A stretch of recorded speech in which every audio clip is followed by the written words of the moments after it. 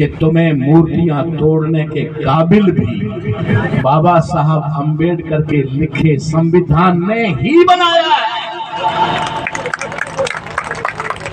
आज जो ताकत तुम्हारे अंदर है ना बाबा साहब अंबेडकर की मूर्ति, चश्मा या उंगली तोड़ने की, वो ताकत बाबा साहब अंबेडकर के संविधान ने तुम्हें दी है।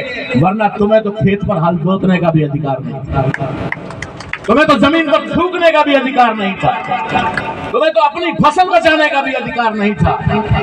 आज जो तुम अपने कोठियां खड़ी कर रहे हो, बंगले खड़े कर रहे हो, अपना बिजनेस कर रहे हो, अपने गाड़ियां मोटर गाड़ियां खरीद रहे हो, अपने हेलीकॉप्टर में घूम रहे हो, सारी कुछ भी जो तुम्हें प्राप्त हुआ है बाबा साहब अंबेडकर के संविधान से प्राप्त हुआ है। इसलिए अपने समाज को संदेश जरूर देना चाहिए हमें कि ऐसे महापुरुष के साथ खिलवाड़ करके जिसे पूरी दुनिया पूजती और मानती है, उसका उसके ही देश में अपमान होता है तो थोड़ा दुख होता है।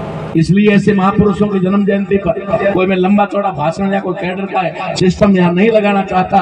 संसद महोदय को भी समय नहीं, आप भी सुबह से बैठे हुए हैं बहुत कुछ, और हमें भी निकलना है, आगे कल भी प्रोग्राम है। इसलिए मैं आप लोगों को संक्षिप्त में ये बात कहना चाहता हूँ कि सबसे पहले आपको इस जाति व्यवस्था से बाहर आना होगा, बाहर आना होगा।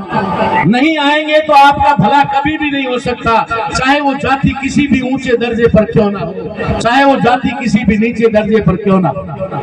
मैं जाति के दो उदाहरण देकर के आपको बता देना चाहता हूं ताकि आपको पता लग जाएगा कि जाति व्यवस्था क्या है। हमारी जाति व्यवस्था के अंदर आप और हम रात दिन जो फेस करते हैं उसके अनुसार बता रहा। जाति व्यवस्था में जरा ध्यान दें। जाति व्यवस्था में सबसे निचले पायदान पे अगर कोई जाति है तो जिसे आज की तारीख में वाल्मीकि कहा जाता है, भंगी कहा जाता है, मेहतर कहा जाता है, यही है ना, और कोई है? सबसे निचले पायदान।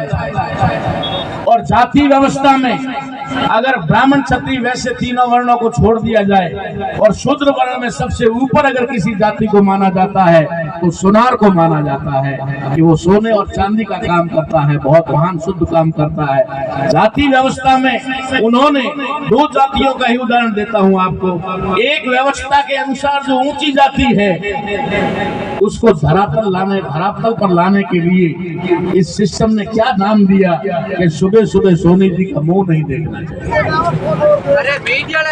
सुबह सुबह अगर सुनार मिल जाए तो अब शकुन हो जाता है।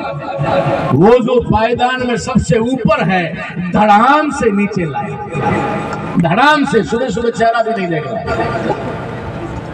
और जो वाल्मीकि हमारा भाई सफाई कर्मी सुबह सुबह झाड़ू लेकर के नाली साफ करता है, उसको ये एहसास ना हो कि मैं नीचा हूँ, उसके अंदर एक भावना ना पैदा हो जाए कि मैं नीचा हूँ। इसलिए कहते हैं कि सुबह सुबह भंगी मिल जाए तो भगवान मिल जाए, और भंगी जी भी चौड़े हो जाते हैं कि वहां मैं तो सबसे ऊपर। ये है जाति व्यवस्था, इसे समझना होगा, इससे बाहर नहीं आओगे, आपस में लड़ते रहोगे, आपस में भिड़ते रहोगे, और जो राज करने वाले हैं वो राज करते रहेंगे। इसलिए आपको इस संदेश देने के लिए आया हूं कि अगर किसी महापुरुष की जन्म जयंती मनाते हो तो उस जयंती के अंदर सभी जातियों के लोग एक समाज बनकर के जैसे आज यहाँ उपस्थित हैं वैसे रहें, तो ही हम अपने महापुरुषों के प्रति सच्ची श्रद्धांजलि अर्पित कर पाएंगे या फिर उनको सही इज्जत या सही कहते सम्मान दे पाएंगे।